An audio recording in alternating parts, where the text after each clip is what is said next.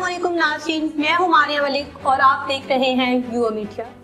नाज़रीन, दुनिया में बढ़ती हुई आबादी, गोश्तखोरी में इजाफा और बढ़ती हुई इक्तिसादी सरगर्मियों के बायस पानी के इस खाल पर दबाव बढ़ता जा रहा है। खदशा जाहिर किया जा रहा है कि बढ़ती हुई इस आबादी के पेश नज़र लाखों लोग नकल मकानी करने पर मजबूर हो जाएंगे, जिससे मुल्की और सियासी अदम इस्तेकाम पैदा होगा।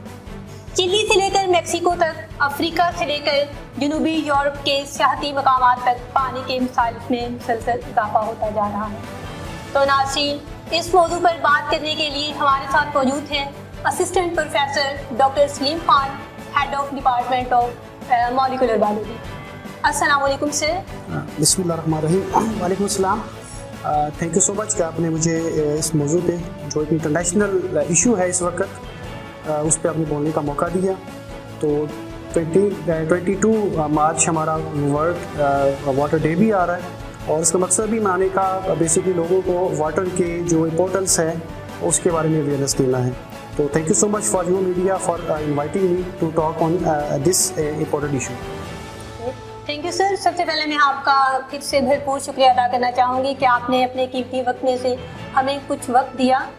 सर, कहा जा रहा है कि पानी पर दुनिया जो है जंग की तरफ बढ़ रही है, इस हवाले से आप क्या कहना चाहेंगे? ये जस्ट आप ही नहीं कह रही, पूरी दुनिया के जो एनालिस्ट हैं वो भी यही बात कर रहे हैं कि जो वर्ल्ड वार थर्ड होगी वो बेसिकली पानी यानी वाटर के ऊपर होगी।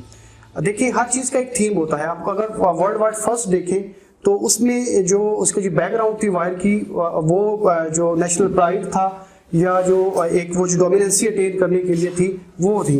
इसी तरह जो सेकंड वर्ल्ड वार स्टार्ट हुई तो उसमें जो थीम था उसका वो इकोनॉमिक जो है वो डिप्रेशन थी, जो वर्ल्ड वार फर्स्ट से क्रिएट हुई थी। तो इस वक्त जो इकोनॉमिस्ट हैं और जो एनालिस्ट हैं वो कहते हैं कि जो वर्ल्ड वार 3 होगी उसके जो पीछे जो मोटिव होगा वो वाटर होगा। और उसकी वजह क्या है, आप इस वक्त रिसेंटली भी देख लें, बहुत से कंट्रीज में जो डिस्प्यूट चल रहे हैं वो वाटर के रिसोर्सेज के ऊपर हैं। जैसे अभी अब रिसेंटली हमने चाइना में और इंडिया के दरमियान जो देखा होगा डिस्प्यूट, तिब्बत जो है वहाँ ग्लेशियर में। तो अब देखें, आप क्या समझते हैं कि वहाँ पे इतना बड़ा डिस्प्यूट सिर्फ ग्लेशियर्स या स्नो के लिए क्यों चल रहा है, आइस के लिए क्यों चल रहा है? एक्चुअली वहाँ पे उनका वाटर डैम्प है जिसने मेल्ट होना है और वहाँ पे आना है, उसने रिवर्स में आना है और उस वाटर को उन्होंने यूटिलाइज करना है। इसी तरह अगर आप पाकिस्तान और इंडिया में देखें तो पाकिस्तान और इंडिया में स्टार्ट से ही जो है ना डिस्प्यूट की जो बड़ी वजह है वो वाटर है। इस डिस्प्यूट को सेटल डाउन करने के लिए आपने वो जो इंडस वाटर ट्रीटी 1961 में जो बनी थी वो उस मैटर को सेटल डाउन करने के लिए हुई, लेकिन बाद में फिर जो है ना अभी भी इंडिया उसे वायलेट कर रहा है और हमारे आउट ऑफ जो 3 रिवर्स है उसमें से 2 रिवर्स का वाटर रोक लिया है। तो अगर इसी तरह अगर हम इराक को देखें और अफगानिस्तान को देखें तो उनमें जो हेलमंड रिवर है उसमें डिस्प्यूट चल रहा है। फ़लस्तीन और अगर इसराइल को देखें तो उनका डिस्प्यूट भी जो है जो रिवर जॉर्डन है उसके वाटर के ऊपर चल रहा है। तो इस वक्त जो ज़्यादातर डिस्प्यूट्स हैं वो वाटर के रिसोर्सेज के ऊपर हैं, जिसको ना रंग कोई और दिया जाता है लेकिन डिस्प्यूट बेसिकली उनका जो है वाटर पर होता है। और इसकी वजह क्या है? इसकी वजह यह है कि अब देखें, आपकी वर्ल्ड जो है ना वो रिन्यूएबल एनर्जी रिसोर्सेज पे शिफ्ट हो रही है।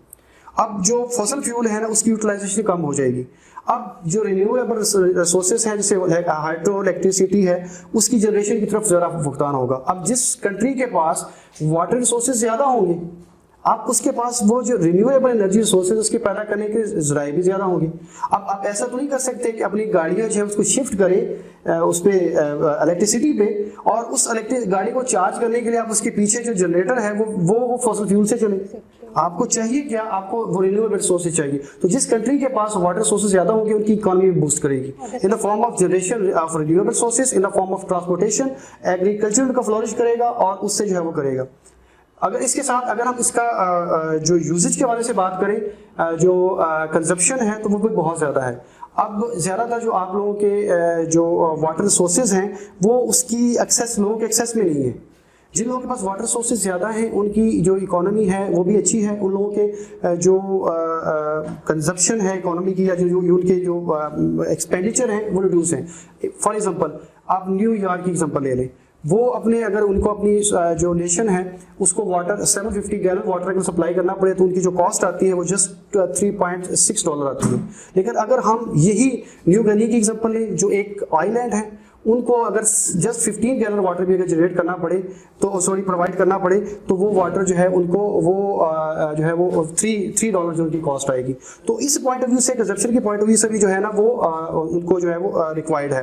अगर हम ओवरऑल वर्ल्ड से हट के ओनली पाकिस्तान की बात करें तो आप इसके बारे में क्या कहना चाहेंगे कि पाकिस्तान क्यों खुश्क होता जा रहा है दिन ब दिन?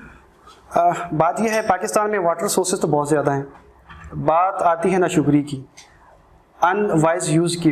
वो कहते हैं ना कि जो जिस नेमत की आपको कदर ना हो वो आपकी किस्मत से उठा ली जाती है, आपसे छीन ली जाती है।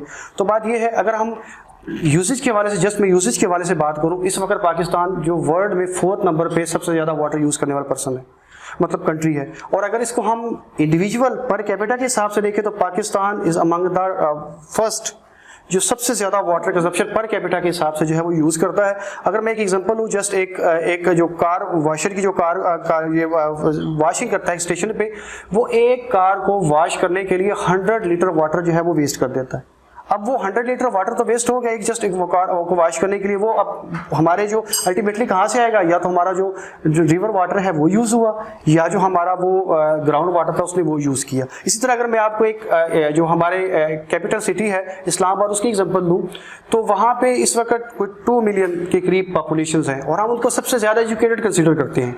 अब वो जो एजुकेटेड पीपल हैं उन 2 मिलियन पीपल के लिए हमें 11 मिलियन क्यूबिक वाटर जो है वो प्रोवाइड करना पड़ता है। ओके सर, इसी तरह जी सर, अगर ये देखा जाए तो आप इसके बारे में क्या कहना चाहेंगे कि जो पाकिस्तान में पानी की किल्लत का मसला है ये किस हद तक संगीन है?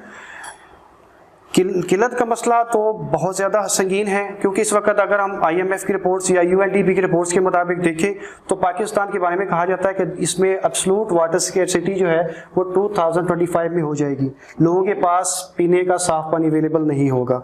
हमारे पास इस वक्त जो है ना वो 140 मिलियन एकड़ क्यूबिक वाटर जो है यहाँ पर एनुअली हम रिसीव करते हैं, जिसमें से ओनली हम 13.1 मिलियन एकड़ जो वाटर क्यूबिक वाटर है वो स्टोर कर पाते हैं, जस्ट 11%। तो बाकी वाटर कहाँ जा रहा है? वो अल्टीमेटली हमारे जो है रिवर्स में जा रहा है और वहाँ पे जो है वो डंप सी में जा रहा है और वहाँ पे वो डंप हो रहा है। तो जो वाटर डंप हो रहा है वापस रिटर्न होकर तो नहीं आना। तो आने वाले 25 जो ईयर्स हैं उसमें वाटर इतना ज़्यादा लो हो जाएगा पाकिस्तान में कि यहाँ पे लोगों को, चाहे वो ग्लेशियर्स के पास हो चाहे वो डेजर्ट हो, वहाँ पे ये वाटर जो है उनको अवेलेबल नहीं होगा। अगर मैं आपको एक जस्ट एग्जांपल दूँ, जो डेजर्ट है हमारा चोलिस्तान जो यहाँ बावनगर से स्टार्ट होता है और वो जाता है बावलपुर तक, 480 किलोमीटर है, वहाँ पे कोई भी वाटर सोर्स अवेलेबल नहीं है।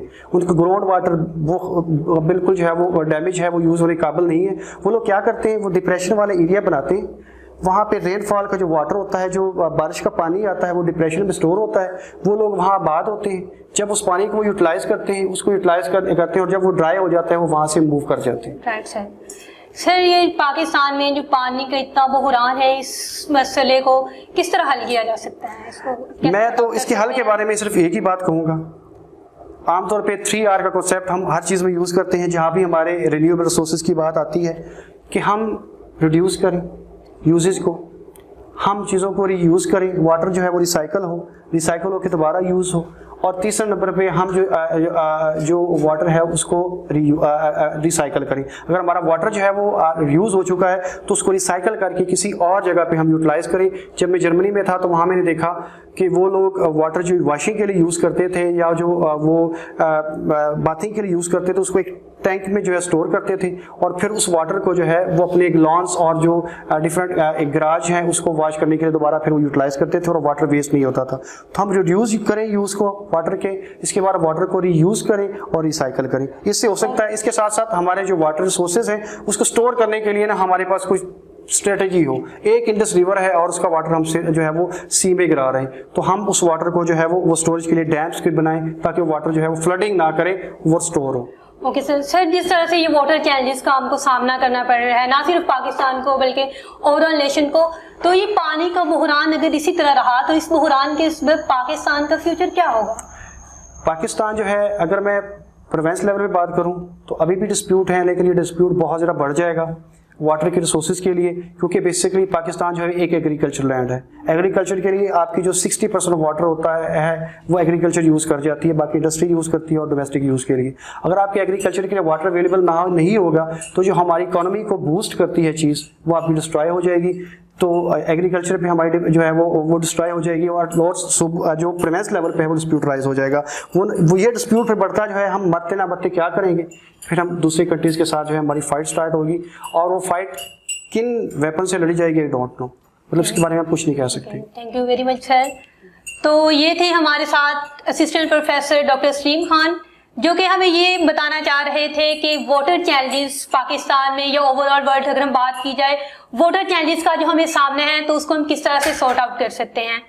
थैंक यू नाज़रीन, अल्लाह हाफिज़। अगले प्रोग्राम तक के लिए इजाज़त चाहते हैं। Thank you so much for inviting.